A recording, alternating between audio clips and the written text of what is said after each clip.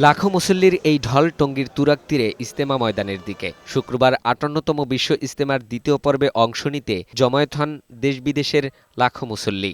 টঙ্গীর তুরাগ পাড়ে চলছে ঈমান আকিদার বয়ান।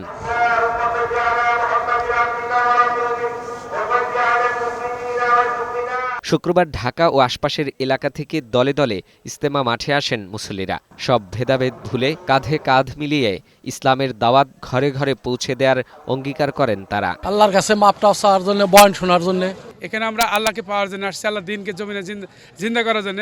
ওয়াতাসিমু বিহাবলিল্লাহি জামিআ, তোমরা এক হও। আমাদের আজকে কাঁধে হাসে, বুক ফেটে যায়, আমরা কেন ভিন্ন হইতেছি। এবং এখান থেকে যা শুনবো এই 3 দিন, আর যা এখান থেকে নিয়ে যাবো, এটা যেন পুরো পৃথিবীতে সবার কাছে যেন প্রচার করতে পারি। আল্লাহর মেহনত করার জন্য নিয়ত করে আল্লাহ সাবা ছড়িয়ে পড়বেন। শবে বরাতের পবিত্র ও বরকতময় রাতে বিশ্ব ইজতেমার মতো বৃহৎ ইসলামী জামায়াতের আয়োজনকে সৌভাগ্যের বলছেন মুসল্লিরা। শবে বরাতের রাত্র, এজন্য আলহামদুলিল্লাহ আমরা সবাই খুব খুশি। ইজতেমার প্রত্যেকটি দিনই আমাদের কাছে গুরুত্বপূর্ণ। নফল নামাজ পড়ুন, সারা বিশ্বের মুসলিমদের জন্য দোয়া করতে পারি, এটার জন্য আল্লাহর কাছে শুকরিয়া। এদিন জুমার নামাজে অংশ নেন লাখো মুসল্লি। ইমামতি করেন মাওলানা ইউসুফ বিন সাদ।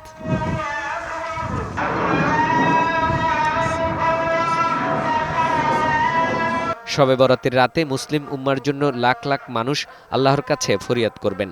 এটি তাবলিগ জামাতের জন্য বড় প্রাপ্তি বলছেন আয়োজকরা। আল্লাহ তাআলার কাছে এক নিয়ামত যে আমরা পবিত্র শবে বরাতের রাত্র লক্ষ লক্ষ দেশি বিদেশি মেহমান, যারা সরাসরি আল্লাহ পাকের রাস্তার মেহমান, তাদেরকে নিয়ে এই প্রথম আমরা ইজতেমার ময়দানে শবে বরাতের রাত্র উদযাপন করব। কিভাবে আমরা মানুষের সামনে ইসলাম ধর্মকে এবং আমাদের ইজতেমার মাধ্যমে পুরো পৃথিবীকে, আমাদের বাংলাদেশকে প্রেজেন্ট করতে পারি, এটা আমরা দেখাতে চাই।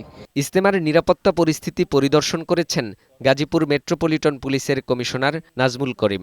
মুসল্লিদের নিরাপত্তায় ঘাটতি নেই বলে জানান তিনি। আমরা সার্ভিলেন্স রেখেছি, চারিদিকে লোক আছে, আমরা পহরা রেখেছি, আমরা চেকপোস্ট রেখেছি, আমরা সিসি ক্যামেরায় লক্ষ্য রাখছি, আমরা ড্রোনের মাধ্যমে লক্ষ্য রাখছি। দেশের জন্য দোয়া করবে, সকলের জন্য দোয়া করবে, তারা যেন নির্বিঘ্নে দোয়া করতে পারে।